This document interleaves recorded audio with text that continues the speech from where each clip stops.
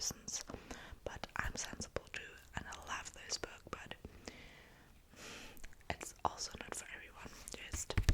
But this part, it's the second part of Ruby Kaur's poetry books.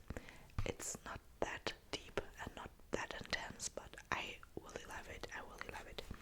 It's an absolutely great video book. But we start with page 45, questions. There's a list of questions I want to ask you, but never will. There's a list of questions I go through in my heart, in my head. Every time I'm alone and my mind can't stop itself from searching for you, there's a list of questions. Oh my god, I'm so sorry. There's a list of questions I want to ask. So if you're listening somewhere, here I am asking them. What do you think happens to the love that left behind when two lovers leave? How blue do you think it gets before it passes away? Does it pass away, or does it still exist somewhere waiting for us to come back? When we lied to ourselves by calling this unconditional and left, which one of us hurt more?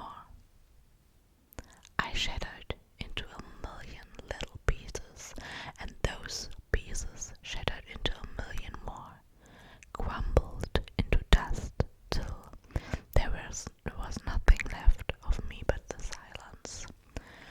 Tell me, question 2, tell me how did this grieving feeling for you, how did this mourning hurt?